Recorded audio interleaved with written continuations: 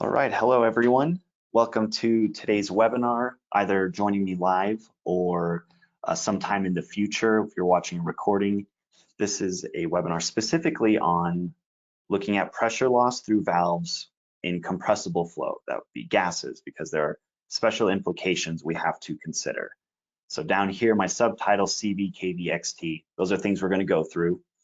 So we'll go through what these mean and how to use them in AFT software, specifically because we are AFT. It's a good idea to try to translate that into our products. My name is Walt Prentice. I'm a business applications engineer, which means you get to listen to me. It means I do a lot of things, but this week I got the joy of preparing a webinar on compressible flow, which is a really interesting topic. So thank you, bear with me. It is a little dense, so I'm gonna try to move quickly, but make sure it's still practical for you so you understand what to take away from this. So we're first going to start with an example to see really the use of flow modeling. Why is even any of this useful?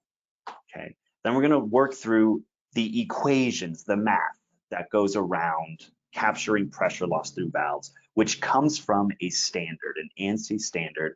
Specifically, we're going to look at turbulent flow. You can have laminar flow in gases, but today the topic really is going to be for turbulent flow.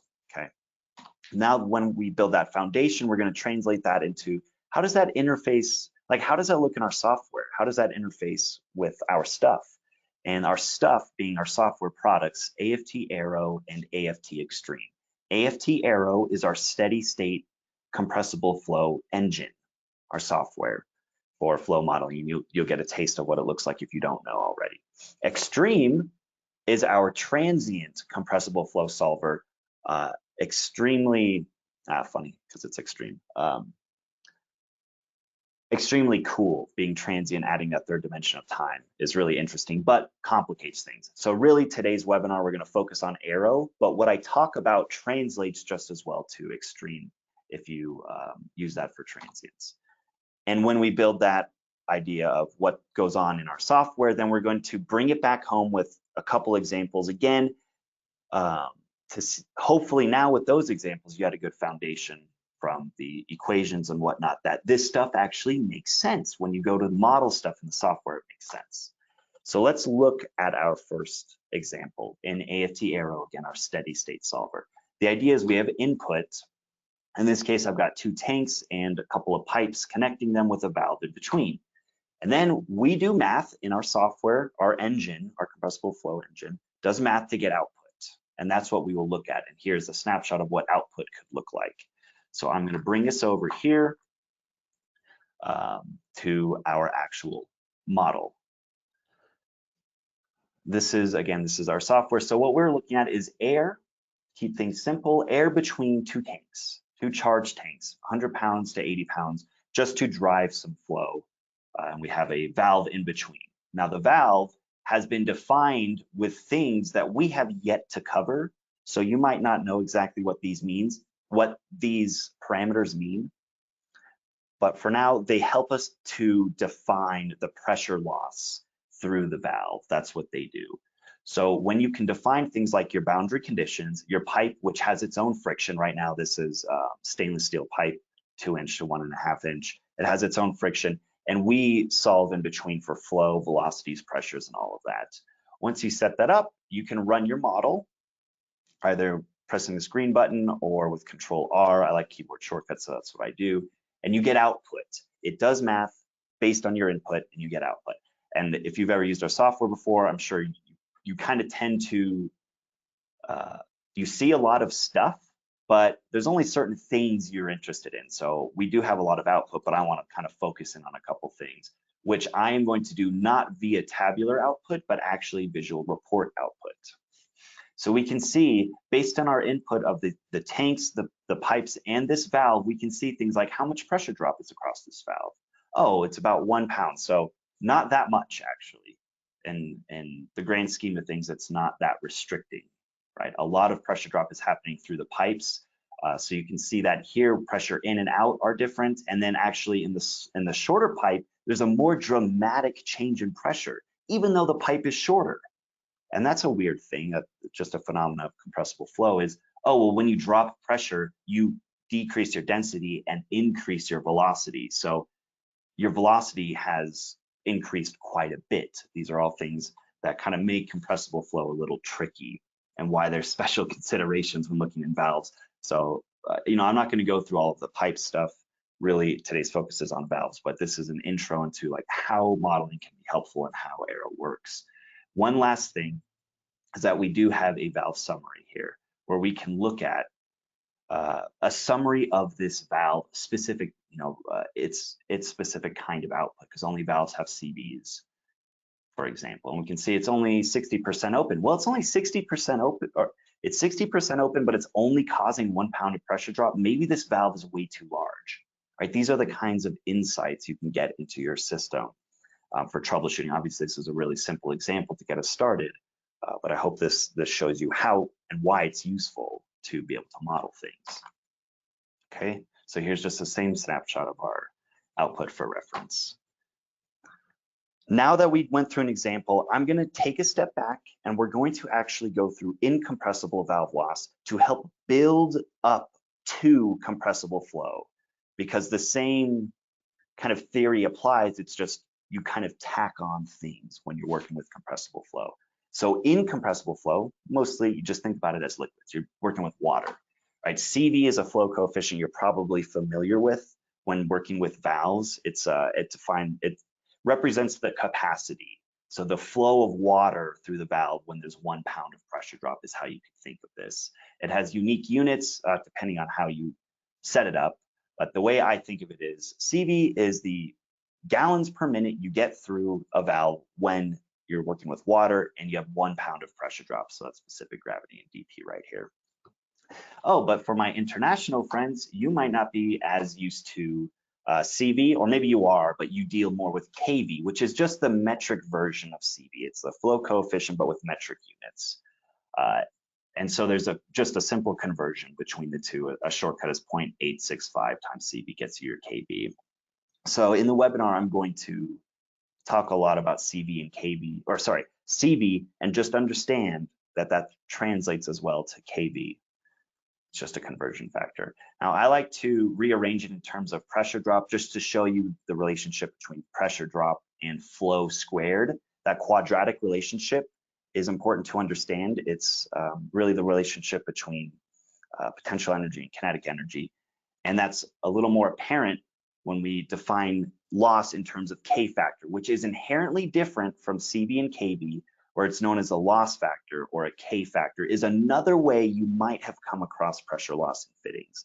This is a more general form where elbows have this, valves could have this, T's could have this. It's just more general, right? But it's the same idea where you have pressure drop as a function of flow squared here in this case. Velocity just includes different things. But when we're talking about valves today, K factor will not play a part in our conversation, and it's not as useful in compressible flow. And that will become apparent when we talk about things like sonic choking later on. Okay, so you have our flow coefficient equation, right? It's in terms of volumetric flow. Well, we can rearrange this and substitute things out, like, well, if we know the density of the fluid and our flow rate, we can actually define this in terms of mass flow rate instead of volumetric flow rate. So all I've done here, we just rearrange the equation, substituting things out, okay? In a similar way, we can define two convenience terms. One of them is a pressure drop ratio, which we will call X, which is just the inlet and outlet pressure drop, inlet and outlet static pressure divided by the inlet static pressure. So it's a dP ratio is what we'll call it.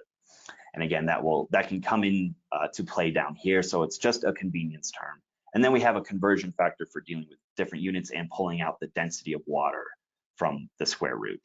So again, this is the exact same equation written a different way with convenience terms. And it's a convenient setup because this equation, what you're looking at right now, is going to be our basis for compressible flow with some extra terms.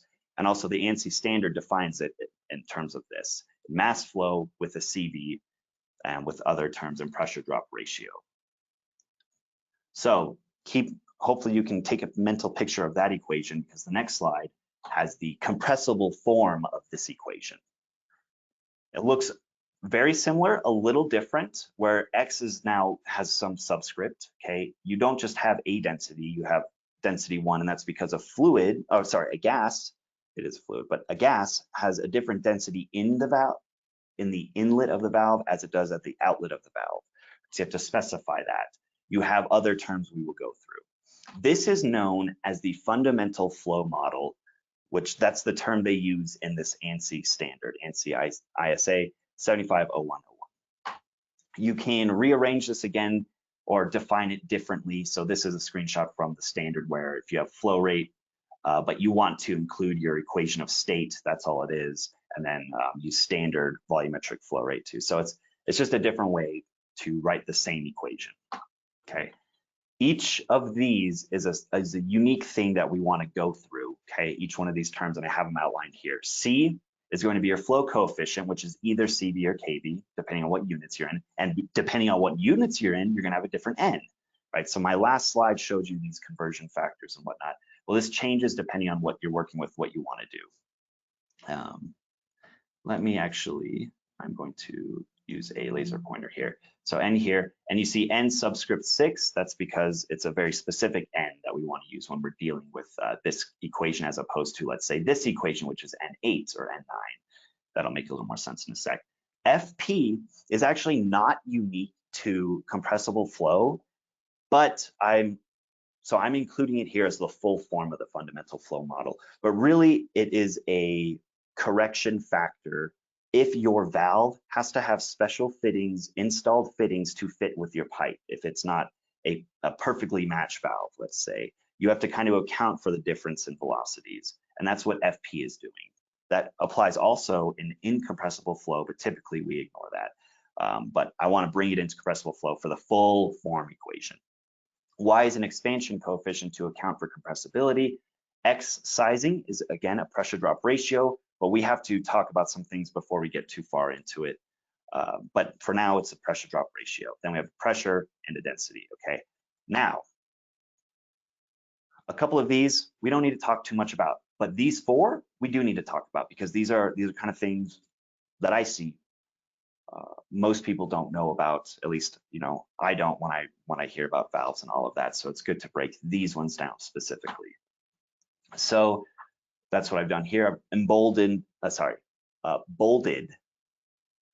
the certain factors we're going to define on each page. So N is the numerical constant, right? Well, you can look this up on a table in the standard. So let me pull this over right here. It is page 23. You can't see because it's up on the other page, but here it is, right? It's just a table where you get these constants depending on what units you're working in, right? Is it KV or CV, and what kind of flow or pressure units are you working in? You can match up, get the constant. But really, since it's a unit conversion, you can actually do it yourself, or like our software will do it without a lookup. It's just a convenient thing. FP, again, is a correction factor for different geometry of the pipes, then installed fittings to get to the valve, and then the same on the opposite side. So it's difference in velocity head loss. Velocity head is just that V squared. So you're just changing velocity, and that changes things, and you want to capture it. And the standard, again, shows you how to do this and how to calculate it. And I'm not going to break down into individual components, but this, gosh, I have completely forgotten what Greek letter that is, and I just knew it. Anyway, they break down this Greek letter right here, and you can go find the individual terms. And really, the takeaway is it's all just about different diameters of the pipe and valve and exit diameters. It's an estimation. Okay, you can think of it as the ratio of flow with installed fittings versus hypothetical without. All this does is serve to drop my mass flow rate. It's between 0 and 1. It's a ratio like that, 0 and 1. So if it's 0.6 or what have you, it drops my mass flow rate. It's just a measure of more resistance of the valve. The flow has more resistance to the valve, which results in more or less mass flow, right? Cool. So before we can move on to the next ones, which are the expansion coefficient and X sizing, we have to talk about sonic choking. So I'm hitting you hard. At least it's here in the morning in Colorado. Maybe it's evening where you're at, and you're able to handle it more. But we play no games here. We're hitting the ground running. Sonic choking. Sonic choking in valves, you have to talk about this when we're talking about sizing valves and these terms such as CV and XT, which we saw in the software. Sonic choking occurs when the local gas velocity reaches the local speed of sound. It's all local, right? Within the valve, which is known as Mach 1, Mach number equals 1. The flow is limited.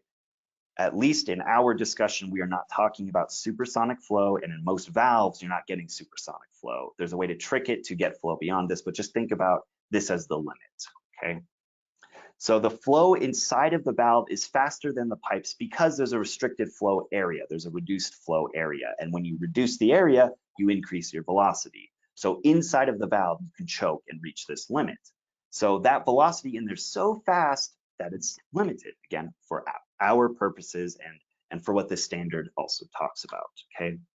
So you may think, the reason this is important to talk about, because you might think, oh, well, I can drop the downstream pressure, increasing my driving force, and I'll get more flow, right? One might think that, oh, but you're wrong. That's what choking is. But in fact, when you reach the limit, dropping the downstream pressure does nothing. You just drop the downstream pressure, but your flow is the same. So you actually get a discontinuity we'll talk about, but you don't actually increase flow. It is a limit, okay? So we need to be concerned about this in our valve, where at some point there is a limit and then mass flow is capped and straight lined. And we have to account for that in equations, right? This is what we call choked flow or sonic choking, or the valve is a choke point. Now that we went through that, we can talk about what the implications of that with X, because X is not really constant, which is why it has this new subscript, X sizing. So we're going to talk about the subsonic dP ratio versus the terminal dP ratio. And that's just so I can sound really smart. But you'll hopefully understand when I piece through this a little bit more. So X sizing is actually a piecewise function. It is not just X like we saw in incompressible flow. So let's pretend you have a situation where it's normal flow like we saw in our example, no sonic choking. X is what you thought. X is the pressure drop ratio. All is fine and dandy, okay? But that pressure drop ratio might become so great that you are sonically choked, and so you can't just be using the same X anymore in these equations. And it has this logic built in, the equations and our software, that if the valve is choked, then you don't just keep using this equation, you actually use a different X, and that X is defined by the manufacturer. So here I have this term X choked, and you might be wondering, well, I don't know what X choked is. I can wrap my head around X, but what the heck is X choked? This is something that is ultimately determined by the manufacturer. Not necessarily directly, but indirectly, and I'll show you why. Because X choke does have an equation with it where we have some fudge factors in here, let's say. But when we break it down to its most fundamental equation, we'll see a term in there that's only determined by the manufacturer. So X choked, again, is some limit based on the valve. Every valve is unique. Okay, this term of F gamma is really a correction factor if your working fluid is different from air, because guess what manufacturers test with? They test with air. So if you're not working with air, you've got to correct for it. Gamma is the specific heat ratio. Again, there's way too much theory about compressible flow to go into in this webinar. So if you don't know what that is, there's more research on your end. But it's the, think of it as the specific heat ratio. Okay, now we need to talk about XTP and this equation, which I don't mean to overwhelm you. I know it probably already is, but this is supposed to be more for a reference and to kind of help you see where things come from. Obviously, you're never going to remember all of this, so apologies in advance, but don't worry, we will work through it one bit at a time. This term XTP is really that manufacturer tested value. Corrected for, we see the same FP. FP again is a little correction factor if you have installed fittings and like your valve isn't perfectly sized with your pipe. But XT is the terminal pressure drop ratio where airflow chokes with no fittings. So there's just correction factors And really what I want you to think about is when I talk about X choked, I'm really ultimately talking about XT. XT and X choked, think about them the same, even though they're not technically equal because you have some fudge factors in there. But X choked is XT, and XT is what the manufacturer found to be, this is the pressure drop ratio that sonic choking occurs at, and if I keep increasing the ratio, my flow doesn't increase. This is what XT is. And XT is equal to XTP when the valve size matches the pipe size, meaning FP is 1, there's no correction factor, and this is what manufacturers test with, right? They don't test with, they test with things that are installed and matched perfectly with their pipes and with air. So X choked and XT, I will use kind of interchangeably. There is a bit of a fudge factor in there, but ultimately X choked is something that you have to tell your model when you're doing your own math, or the software, our software, AFT Arrow, you have to tell it X choked or XT. Yeah, it's similar in concept. And here's what it looks like graphically. So let's pretend we have the incompressible flow equation, which is that flow, as flow increases, pressure drop increases by factor squared, by factor of flow squared, right? That's what you see. It's like an inverse quadratic, or here it's a square root. Okay. Let's bring in this equation. Now with the orange line though, it's, oh, but once it's reached some value, we flatline and the flow stays the same even if you increase your pressure drop ratio, because the manufacturer told us, well, 0.6 is kind of your max, so you don't get any flow after it. And what you're seeing is the result of this piecewise function of X being continuous and then a sudden change where X is held constant, okay? This is not really the final form of the Lannan equation, and we'll get to that, but I just want to show you the concept of what the piecewise function does. All it does is says it's choked. Okay, now that we went through X sizing, we can go through Y, because Y is, it includes things like X. So that's why we had to first do choking, then X, then now Y. Y is the expansion coefficient, which accounts for compressibility. It's calculated based on X sizing, which again is that piecewise function, and X choke, which is ultimately determined by the manufacturer, to account for changing density. So how does X account for changing density? That is a great question. Well, as the standard puts it, density changes are affected by many things, and this is not, sorry, this is not a quote from the standard, but this is kind of how they think about it and they worded it. Density changes are affected by many things, but most are captured by X or are negligible, or X things like X sizing and X choke, because when you're changing pressure, that captures a lot of the changing other properties because it's a compressible fluid, right? You change pressures, you change densities. So a lot of it's captured inside of X or it's negligible. So the standard lists like 5 things that affect the density, and then they ultimately conclude that this equation captures all of it in a way that's acceptable. And if you look at this equation, you can see that kind of like F, all it will do is serve to lower M. It will never increase M because it's always going to be between 2/3 and 1. So between 0.67 and 1. It's 1 when X sizing is 0, which means there's no pressure drop, which means really there's no flow. And 2/3 when there's choked flow. So if X sizing is equal to X choked, that's 1 minus 1/3 is 2/3. So it's always between there. And we'll see how that dampens that graph we looked at earlier. Okay, so let's go through sonic choking, another portion of it that's a little more appropriate now that we went through the X stuff. So based on my boundary conditions, meaning like my pressures and my P1 and P2 and my valve loss, the math, when I do math, it might come out that the pressure drop ratio is greater than X choked, which again is XT for simplicity. We're just going to kind of call these similar things. If that happens, it's like, okay, well, we might have a problem because XT was found to be the limit by the manufacturer. So we have a greater pressure drop, but my valve won't have any more flow, so it's limited. And the way we handle it is, as you saw in that equation, is at that point then we fix what we're using for X sizing in that fundamental flow model to XT, even though the DP is greater.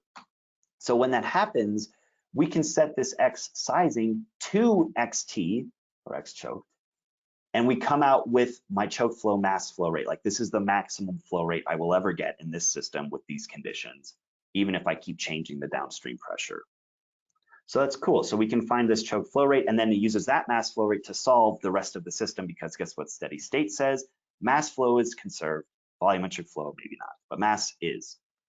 So we can solve the rest of the problem, even though there is this discontinuity. And what that means is you have a pressure drop ratio. In reality, you could see this. You can measure a pressure drop ratio that's greater than what your manufacturer told you is the limit, and that's real. But the system still works, and it's just a discontinuity where outlet of the valve suddenly into the pipe, now it has a different pressure, right? And we'll see that in a graph. I'll be able to show you a little more. The next thing is, maybe sounds like it's coming out of left field. I hope it's not. AFT software, our software, will not show you Mach equals 1 anywhere in the pipe output if there's choke flow in the valve. And I want to call it out because it would confuse me. Where I'm like, well, it says I'm choking, but nowhere do I see Mach 1.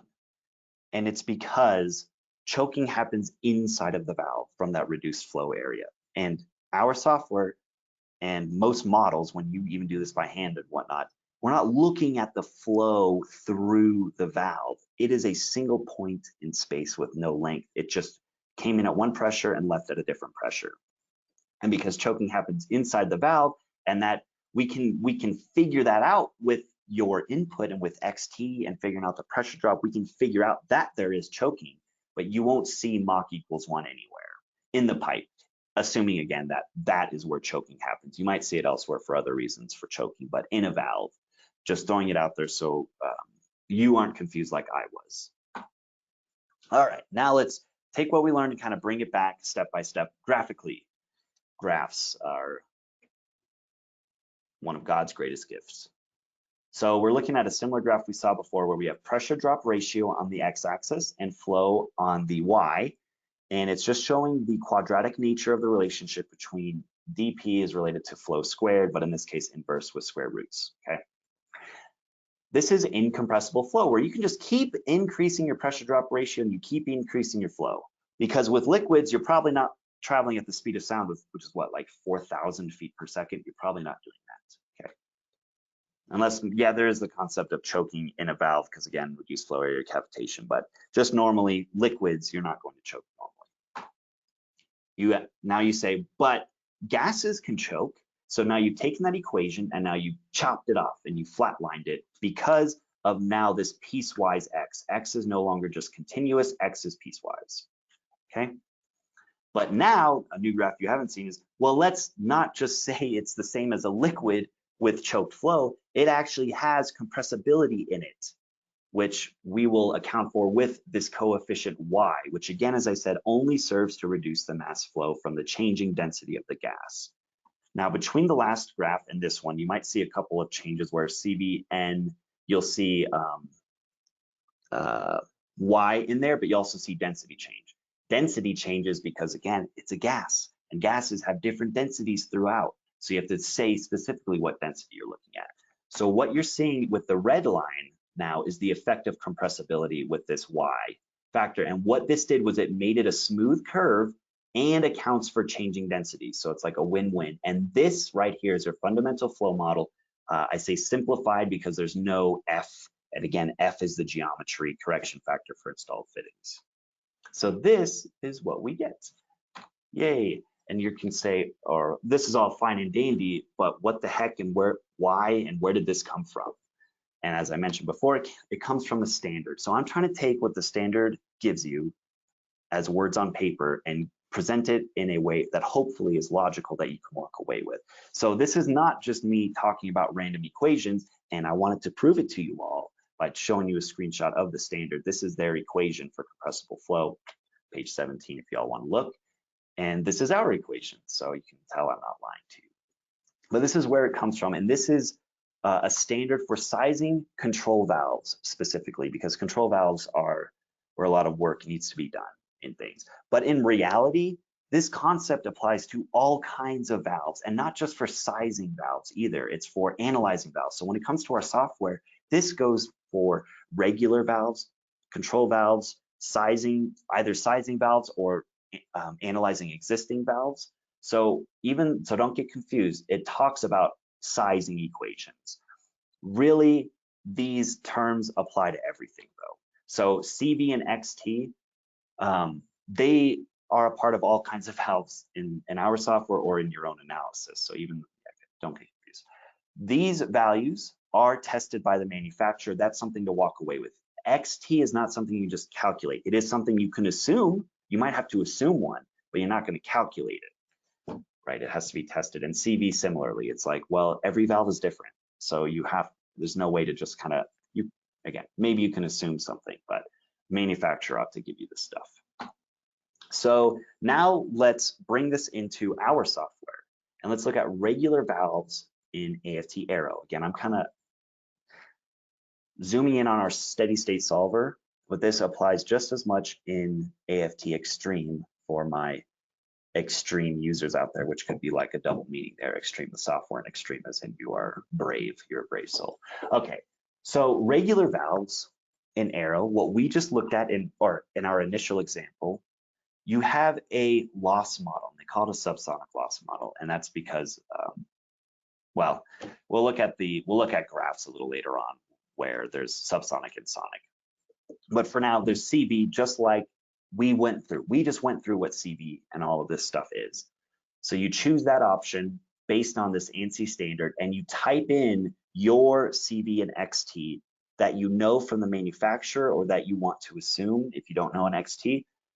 And you might be like, well, how am I supposed to know this is what this is all? How do I know this CV loss model relates to the webinar I'm watching? Well, hit that question mark and you'll figure out pretty quick that, oh, this is how it relates. It's this webinar is about this ANSI standard, and you can figure out that is where we're getting our information from by hitting that question mark. Right, so it tells you these things. So you can go read the standard yourself, has some corrections for non-turbulent, but we won't worry about that. And then similarly, if you hit this button, guide for XT, FL, and FD, XT, as I said, is something the manufacturer tests. Yes, that is true. But sometimes you have a valve and you have no idea what XT is, right? So the standard came up with a table of common types of valves and common XTs that come with it. So this ANSI, and this is where this is what the blue text is saying is, hey, this is in our software, but we're ultimately getting it from the standard. And again, if I pull the standard aside, I think what page is this? 44. Okay, this is where it's coming from. It's just coming from the standard. Where you have XT for different types of valves, right? For common types. So it's a good estimate if you don't know it. All right. Now that we looked at that form, let's go back into Arrow. Let's go back to that beginning example where we had two tanks and a valve, and hopefully having built up that knowledge of these equations, now will make a little more sense when we do our analysis of what the heck XT is doing here, right? CV, most people can wrap their head around, but in compressible flow, they're intimately tied. And then we're going to take that sucker and we're going to induce conditions for choke flow, or introduce conditions for choke flow, which would be drop that tank pressure and really restrict my valve. So there's a lot of pressure drop across it. We're going to close this valve a lot to CV8. All right, so here's that same example. And here's the valve window again, where I can see my loss model. I want to use my ANSI standard because this is a very common thing through the industry. Hit my question mark to see, oh, this is how I can figure out where AFT got this information from. And then down here, a guide for XT, FL, and FD. And you might be wondering, well, how did you choose 0.7 as your XT? Well, you want to know why or how? Because I said I want to work with the globe valve, and look at this. Oh, it looks like some globe valves have an XT of 0.7. So there's a little insight into my thought process. Anywho, that's where the guide is. And FL and FD, again, are input for laminar flow. This valve ID is where you can account for that geometry factor of a different size of pipe to valve where you have special fittings and all of that. That is what is indicated here. So that's what's described through here. Pressure loss is due to inlet and outlet pipe area changes, okay? So that's why, again, it only serves to decrease mass flow because it increases resistance. Okie dokie. So that's a manual valve or a regular valve that we call, as we call it. And we look at the output again, and we see, okay, that's the pressure drop, cool. Temperature drop, I didn't go through that. There's a lot of stuff you can look at in compressible flow. What I want to show you is this valve summary. Let's go back to the valve summary, and I can open up my handy dandy calculator and show you all what my pressure drop ratio is versus XT. So I need to look at the pressure drop, static pressure drop across the valve is 1.325 divided by, and I'm going to do my inlet pressure, 90.86, and I'm going to add to it the atmospheric pressure because we have to look at absolute. When it's a delta, you don't have to worry about it because it's going to subtract out. Hit enter. Oh, well, my X, my pressure drop ratio is only 0.01 and my XT is 0.7. So should we be choking? No. And thank goodness we're not. There's no indication we're choking. We're not at a limit anymore, or sorry, We're not at a limit yet. So that is how XT plays a role. If X was greater than XT, then we would see choking. But there's nothing up here to indicate we are limited. I could drop this pressure a little more and we get more flow rate, right? We haven't reached any limit. Now let's look at this in graphical form, pressure drop, where we have inlet pressure around 100 and then outlet pressure around 80. It's a little different because as soon as the fluid enters the pipe, it loses a little bit of pressure because now it's converted to velocity. But you see that tiny little pressure, just a little bit of pressure drop, the 1 pound right here. And then it accelerates down the line here, as we saw in the visual report. This graph down here is Mach number with length, and Mach number is cool until it crosses the valve, and then pressure's dropped enough that the Mach number increased, and we saw that in visual report with velocity. Mach number and velocity. Mach number is just like a dimensionless velocity. That's why we use it. Okay, so we see a little bit of pressure drop here, and this is some restriction in the flow, but it's not choked. Now, let's take that same example and make it choke. And the way you can make it choke is by getting it to an extremely high driving force. So in this case, I'm doing a charged tank of 100 pounds to what is essentially just the atmosphere. And it looks like a tank, but just think about it as the outside, going from the inside to the outside. With a valve, though, that is mostly closed.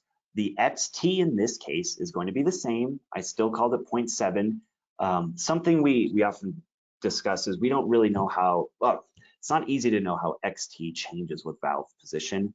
So what we recommend is just choose an XT and kind of keep it for each valve position. It in reality will change, but there's not a whole lot of resources out there on it, so you just kind of keep it the same, 0.7, okay? Unless your manufacturer gives you detailed information. So anyway, what will cause the valve to choke is going to be the exact same. It's the same valve, even though it's a little more closed. It will choke at the same pressure drop ratio, essentially is what this is saying, 0.7. And by creating a CV that's really small, really restrictive, closing the valve, we will get a pressure drop ratio greater than XT, which is the whole point of this. So that's why it's called sonic choking here. But it's a very similar setup. Again, Control R to run the model. It tells me it's going to delete my output because now I'm rerunning it to get more output, but it's all good. All right, so now let's look at this visual report. We can see, okay, cool. Got a much lower mass flow, 0.6, interesting. DP though is way higher, which is 88. 88 pounds of pressure drop across this valve. That is a lot bigger than 1. Wouldn't you say? So maybe that's great enough that we're going to choke.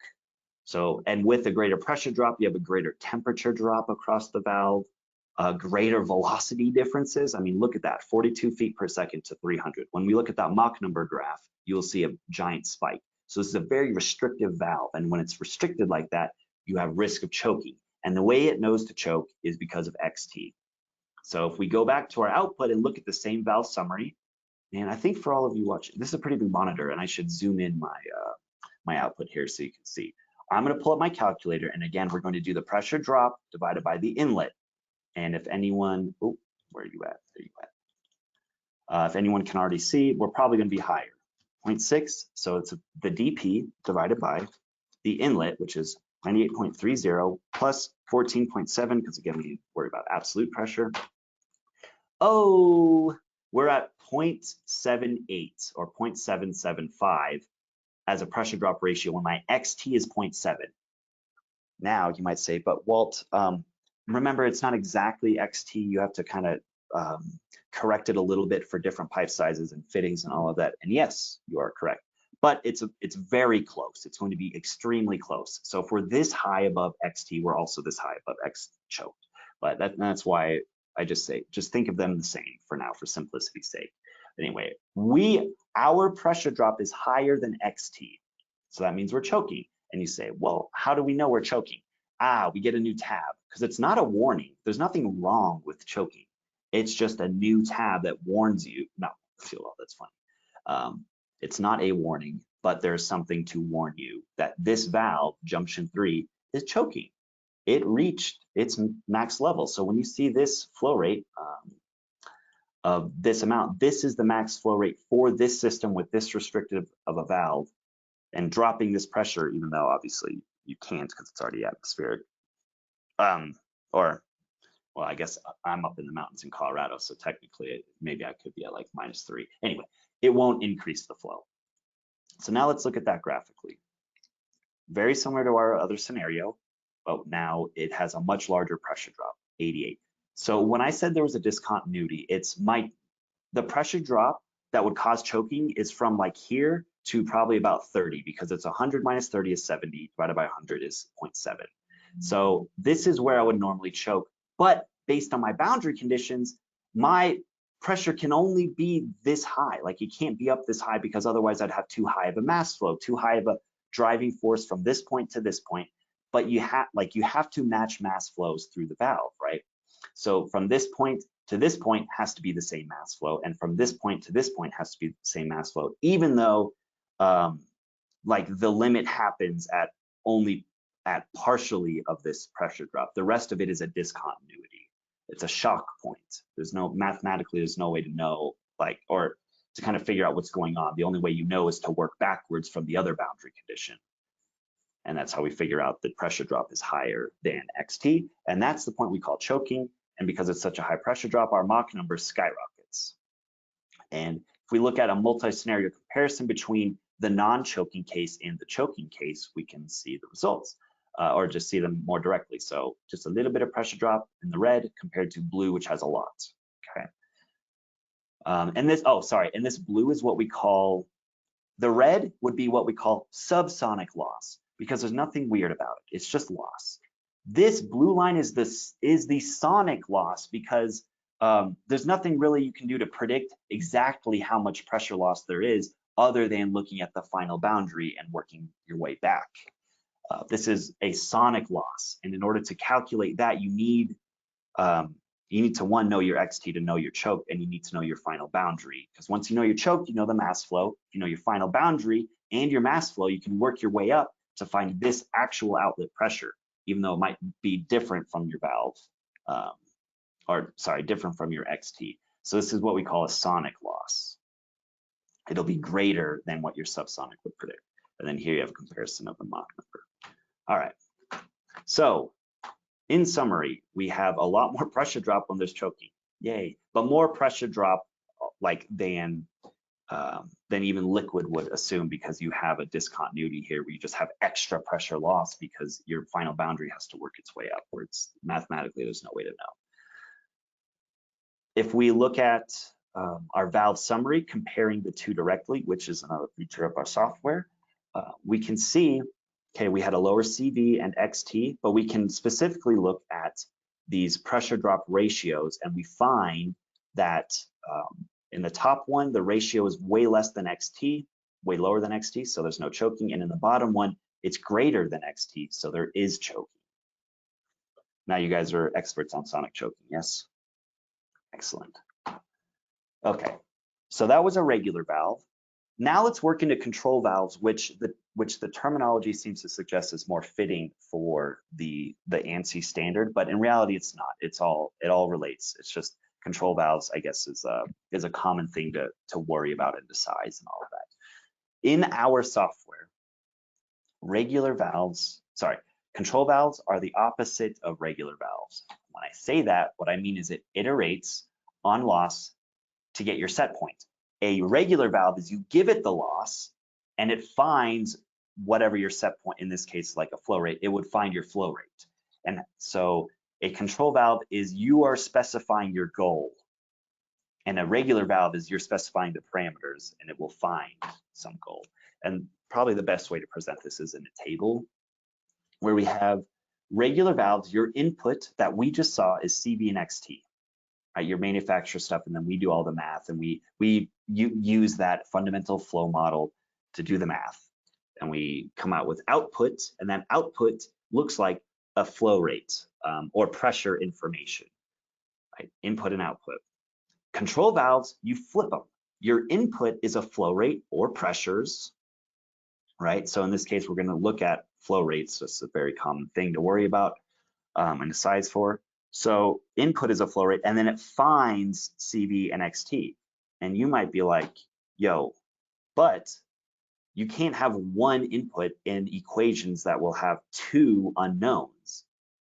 So defining just one variable is not enough. You can't just define flow, right? How is it going to know between them? Because even if it's not choking, XT is still included in the expansion coefficient Y, so it still affects results, even if you're not choking, right? That's what Y is there for. Or sorry, it is wrapped up in Y, in expansion coefficient. So what do we do? Okay, well, if you want to go this route using a control valve in Arrow, you need to assume an XT, and that's either you assume it or we assume it for you.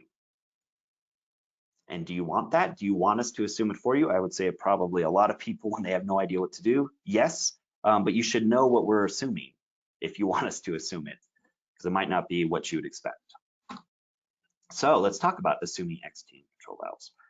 In the standard, in their examples, they often assume XT is 0.6. That's a pretty good number. I mean, it's like if you don't know what else to do, 0.6 is, I mean, pretty good, probably anywhere between 0.5 and 0.8. The lower the XT, the more tortuous the flow path through the valve is, the more likely it is to choke. The higher the XT, the less likely it is to choke. And they just choose 0.6 in their examples, okay? Now, in our software, you can assume any XT you wish. Based on what valve shape you have, right, you can look at that table and kind of assume one. The way to do that in our software, if you want to use your own XT, you have to define an open percentage table of CV and XT versus open percent. And then tell the loss model to use that table, to look at it. It's a little roundabout, and it's going to be too much to show you step by step how to do this, but I will show you in the software what I'm talking about, okay?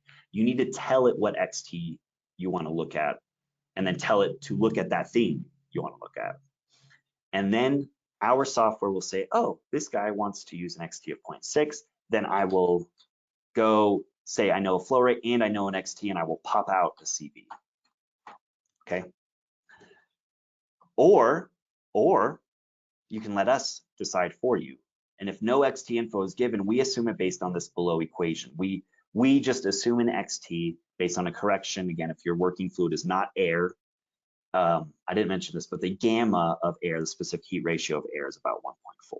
So that's what that 1.4 represents. Anyway, correction factor for a different fluid, and we use these a different form of the pressure ratio, which is the inlet pressure, yes, but the thing is we don't know the outlet pressure because it's kind of what we're iterating on. We're iterating on loss. So we instead use this critical pressure as P2, and critical pressure is the static pressure that results if you were to accelerate the upstream pipe's outlet stagnation pressure to Mach 1.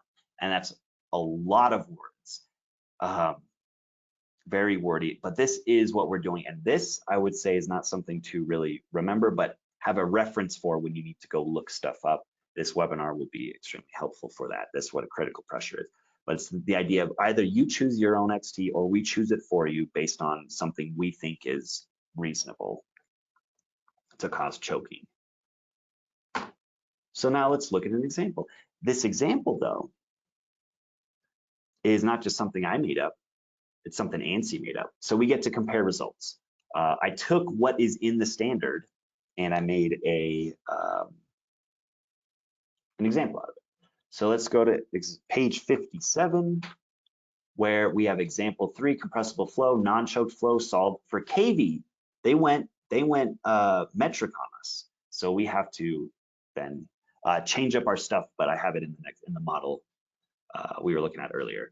So here are the definitions from that example. I can't go through all of the depths of it, but just trust that what the standard asks for, I put in.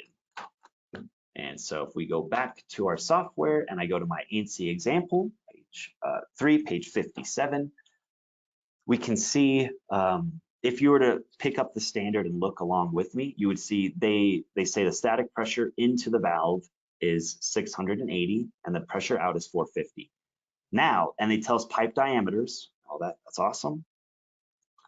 What I did with the pipe is because they don't talk about accounting for pressure loss through pipes. It's a very simplistic way to size a control valve, which is why you need our software, because we look at it from a system perspective where we are looking at pressure drop through pipes. We're looking at branching.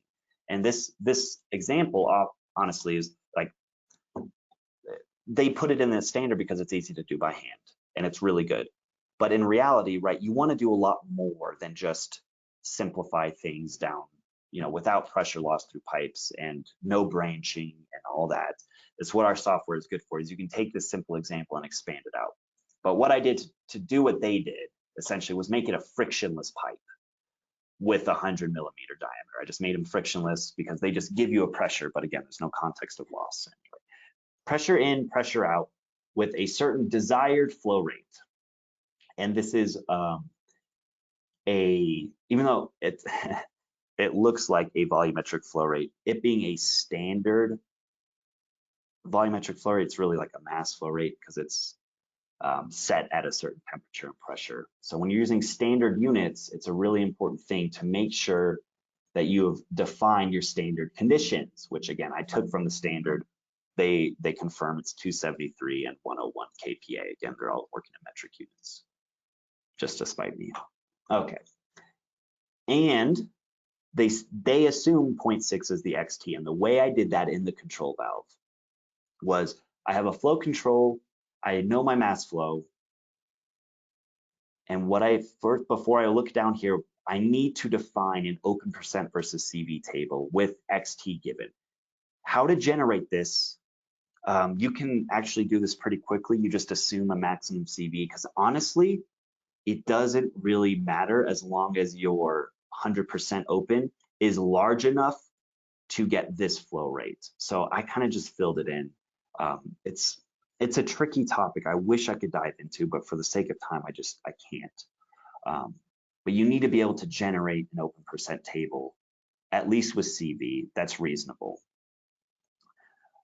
And then you say, okay, XT, I'm just going to say XT is 0.6 when it's fully closed to 0.6 when it's fully open. That's not real, but it makes sure it's a constant XT of 0.6, which again, the standard assumes is just 0.6.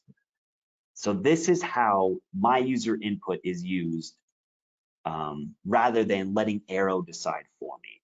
And I tell it the loss when fully open is my CV table. Okay, CV from my table, and then you can see how it's pulling my XT of 0.6. It seems a little roundabout.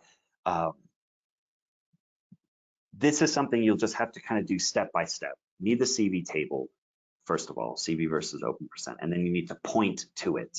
And when you point to it, that's what tells Arrow, oh, I should use that instead of assuming my own. You say, okie dokie, Control R to run the model again. And look what we have here. Got another valve summary. Oh, look at our mass flow rate, 3,800. I would hope that's the case because I forced it to be that way. And what it did was it iterated on CV to get a pressure drop, essentially. Like at the end of the day, that's what it's doing. And it knows an XT of 0.6 because I told it that. So this idea of estimating a CV no longer comes into play. If you all have used control valves in Arrow and you've come across a, there's no CV or XT, but there's a CV estimated, that's because you didn't put in your own. It had to assume one for you. So if we take this and we look at, okay, but we weren't looking at CV, if you remember, we were looking at KV. So I have to go back to the other one to get the standard, the other desktop to get the standard. So remember this, 68.8, and my standard said the KV based on the equation is 67.2. It's a little off. One reason for that is they are using simplifying assumptions for the equation of state. In Arrow, the default is to use a more sophisticated equation of state, such as the Redlich-Kwong. So we're not just assuming ideal gas with compressibility factor. Air is not exactly just 1.4, the gamma, right? There's some simplifying assumptions through this example that Arrow, I would argue, actually is a little more accurate, just because you don't have to worry. Like, it would be unreasonable for you to go through and do actual equations of state and really look at a changing gamma through the pipe, like, but our software does that. So it's a little different, 67.2 versus 68.8. But you know what we say? You know what I say? Hey, that's good enough, baby. That's good enough. And our another thing to look at is what they say is the volumetric flow rate, the true volumetric flow rate, not the standard, but the true is, we have 894. What do they got? They got 895. So not bad. Again, a lot of assumptions go into things. So it's not ever going to be exactly the same. But this is how you would use Arrow to to size valves the way the standard is telling you. Yeah, I think that's really what I wanted to show with this. Again, really to emphasize the opposite nature of a control valve or manual valve. Control valves, you put in what you where you want to go, and it will iterate on the loss. And either, oh, I'm sorry, there's one thing I want to show you, which is what happens when you don't put in a CV table, when you don't tell it to point to it. So I still have the table, but I'm not pointing to it. Okay, so my XT is a question mark. Arrow does that equation I showed you on that slide and it assumes for me. And you can see I'm doing multi-scenario output now. So this was my original example, and this one is my no user XT. What are the differences between the two? I want to get rid of that highlight. So in the first one, KB and XT are really there because you know an XT, you told it an XT, so there really is a KB. When you don't specify it, it says not applicable for KB and XT because you didn't tell it an exact XT. So what it instead outputs is a KB estimated. It's estimated to be about 73, which is not terribly off, but different from what our answer was. And that's because, you guessed it, it's assuming a different XT. It's not assuming 0.6. It's assuming it based on that equation I showed earlier. So all I want to show here is what happens when you don't define it. Cool? Cool. So let's move on. We're at about an hour, so we'll wrap up here. Here was my screenshot of the standard.